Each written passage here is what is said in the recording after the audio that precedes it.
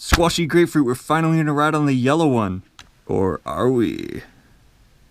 Yes, we're here in the city of industry. And we're about to take the Metrolink Riverside Line to LA and make a 5-minute transfer to the Ventura County Line. Which means we're either gonna benefit greatly from Metrolink's new schedule, or we're gonna get royally screwed over by Metrolink's new schedule. And even worse, if I miss train 123, the next train is the Amtrak code share, which means, since I have a bicycle, I'd have to buy an Amtrak ticket, according to the policy. Let's hope Union Pacific doesn't do us wrong. Planning for this trip was a logistical nightmare. Allow me to explain off camera. This trip is the culmination of 3 things happening the same weekend, which created the perfect excuse for me to finally try the Ventura County Line. Firstly, in this part 1, we're heading to the Santa Susana Train Depot Museum and Model Railroad in Simi Valley, which I'd been invited to for a private tour. From there, in part 2, I'll be getting back on the Ventura County Line all the way to East Ventura, and then biking up to Santa Paula to spend the night camping at Steckel Park. The following day will consist of biking through Ojai, back down to Ventura, and up the coast to Carpinteria for the second night of camping. Finally, in part 3, we'll take the Amtrak Pacific Surfliner back down to Chatsworth and head to Ciclavia the Valley, a biking event where they close off streets to car traffic. We'll also be checking out the G-Line bike trail while we're there. Parking closest to the door for a quick getaway to my next train. So we're right here, we're gonna go like this, and then we're gonna go like this. Oh yeah, about that. The train we're connecting with doesn't even go all the way to Simi Valley, so I'll have to get driven there from Chatsworth. But this will make for a good plot point as to why the train depot was there. That is, if I even make this train in the first place. So I've been told they stopped working on the grade separation at Fullerton Road because the company ran out of money. So it's just this half-finished grade separation just sitting there to the annoyment of everybody, including me, that goes through the city of industry. There it is. We seem to be rolling along at a brisk pace ahead of schedule, but then we stopped for a while at Montebello to make up the time difference. I like how on this bike car they didn't get rid of the original straps, because on some other bike cars they just like, hey, you have your bike racks over here, we're not going to give you the original one, but here they give you the original one because these seats fold up. Now arriving here at Montebello, please watch your step. We're going to be here for a couple of extra minutes, so if you want to step off to smoke, you can. There is a catch, though. If you're going to smoke, you need to remain on the platform, please. We're 5 minutes early. Here's Montebello, since I've never actually stepped outside here yet. Yeah. Trying to keep my batteries charged for this long journey. Making our way up the east side of the LA River. You can see Amtrak stuff over there. Dash 8 alert. Let's get that transfer. I have mixed feelings about graffiti. It's like, on one hand, it kind of triggers my societal failure anxiety, but also some of it's also really good. Oh nice, they still haven't got rid of Metrolink 800, the only F40PH in the fleet. They probably cached for clunkered it, so it doesn't operate. But anyways, pulling into Union Station. I think we're on time. Oh no, we have a red signal. That's not a good sign. Los Angeles is waiting for one train to pass, then our turn to go. It's the inbound San Bernardino line. Typically when the Riverside Line is delayed, it's because of Union Pacific freight trains. But this time it's one of our own. That one's scheduled to arrive 5 minutes before us, so it's probably a true statement that there's also people on that train trying to transfer to the VC line. My train's arrival time came and went as we were pulling into Union Station, so now there's less than 5 minutes to get to the next train. I wasn't aware of the track assignments prior to this, so I just blindly headed west because logically it makes sense for a train exiting Union Station that way to be on one of the western tracks. This paid off because as I came in on track 11, the VC line was leaving from track 3. Actually running. The camera didn't pick it up, but the doors were actually closing right as I was emerging from the walkway ramp. No!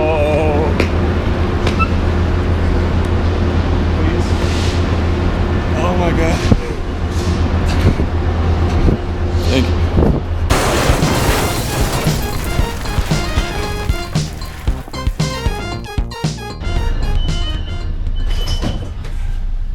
Between the uselessness of the Amtrak code share trains for cyclists, that nearly impossible connection from the Riverside Line, and the fact that this train doesn't even go as far as I want it to, The Ventura County Line was shaping up to be my least favorite line on Metrolink before I even set foot on it. But now that I'm safely on board, I can take comfort in the fact that the most difficult part of this 3-day journey is already complete, and the destinations will totally be worth it. As far as that 5-minute connection is concerned, Metrolink has admittedly been having troubles with on-time performance with their new schedule that I spoke so highly of, to the point where they actually offered discounts on monthly passes as a form of reparations. And they've since revised the schedule at least a couple times since they implemented it. Needless to say, I'm glad I made my connection, and I hope Metrolink's on-time performance continues to get better, since one of the selling points of this schedule was the number of connections you can make in LA, but it's kind of useless if you miss your train and have to wait an hour or more for the next one. Here we're splitting from the tracks that go up to the Antelope Valley Line, which I have another couple videos about, where you can further hear about my disgust with short-run trips that don't go the whole length of the route. There's that big ball thing. Here we're passing by Burbank Bob Hope Airport, Hollywood Burbank Airport? Make up your mind, what is it called? This airport has 2 Metrolink stations, one on the Ventura County Line and the northern one on the Antelope Valley Line, which makes it the most rail-connected airport in Southern California. At least until the Metro LAX station opens later this year, or something like that.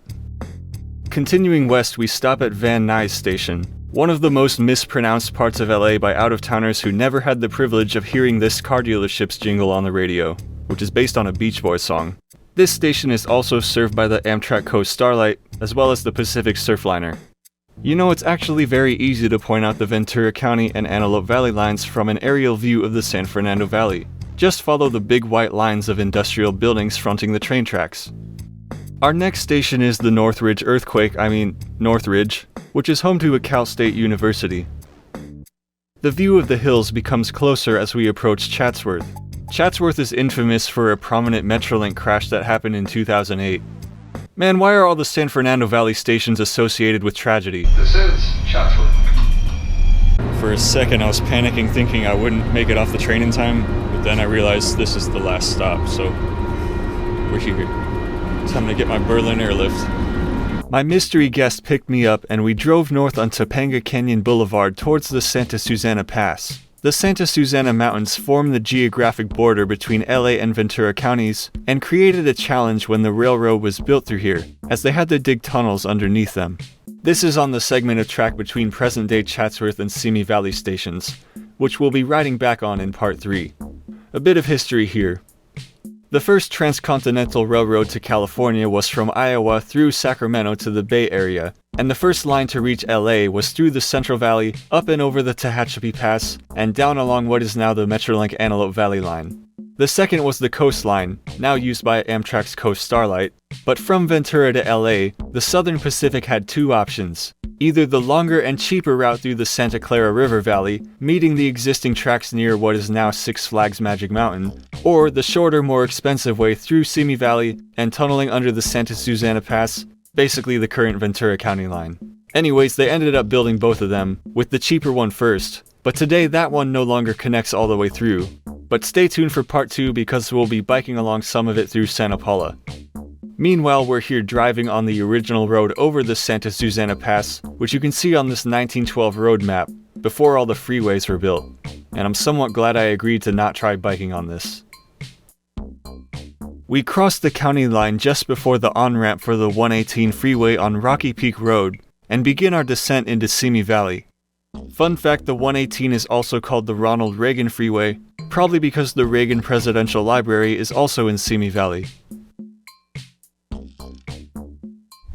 Alright, we're here at the historic Santa Susana train depot. Right next to Santa Susana Park, where alcoholic beverages are prohibited except by special permit. And there's this nice staircase. Now I need to see what that sign says at the bottom. Is that accurate? I'm not sure. The Santa Susana Depot actually used to be further west of here and was moved to this location in the 1970s in the effort to preserve it. The museum is now open to the public every weekend from 1 to 4. Wow. So this is within feet of the tracks. I feel like I'm at Knott's Berry Farm, but this is real. One of the main attractions of the depot is the Model Railroad, which is an expansive layout replicating Southern Pacific's West Coast operations around the 1950s. I'll link a more detailed video about it in the description. That's the building we're in right now. Grapefruit. This was really impressive, and brought me back to my childhood days where we had an HO scale layout on a piece of particle board that we'd bring out for the holidays. But I'd never had a chance to mess with anything this expansive or high-tech.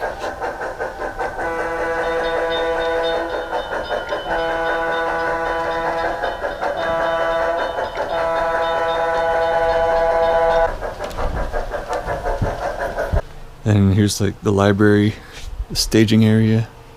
Yeah, this is way more complex than the one I had as a kid.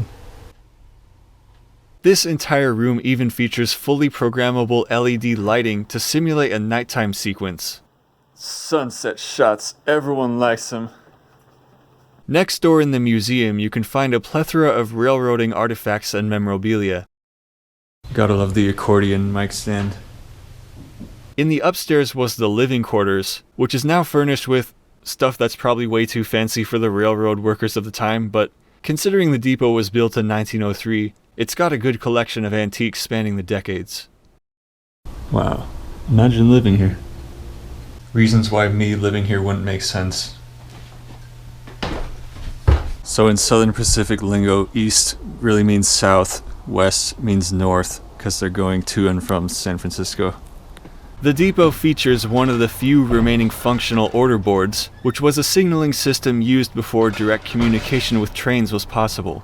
This is controlled by levers inside the building, which are connected by shafts along the outside. Alright, we're now here at Simi Valley. We're about to take another Ventura County Line train to East Ventura, and then bike to the campground. And we're going to get a shot of the southbound coming through right now.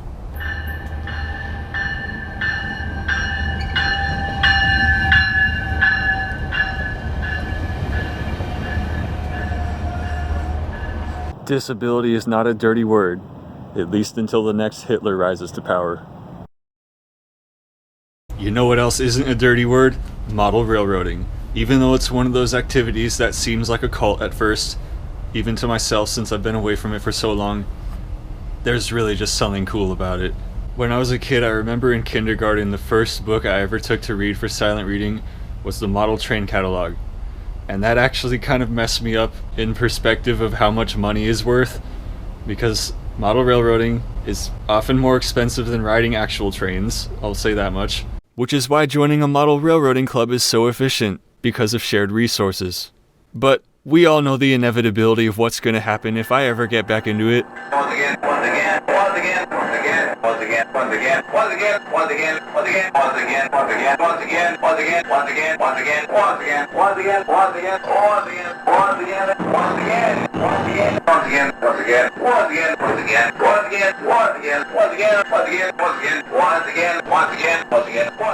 Once again.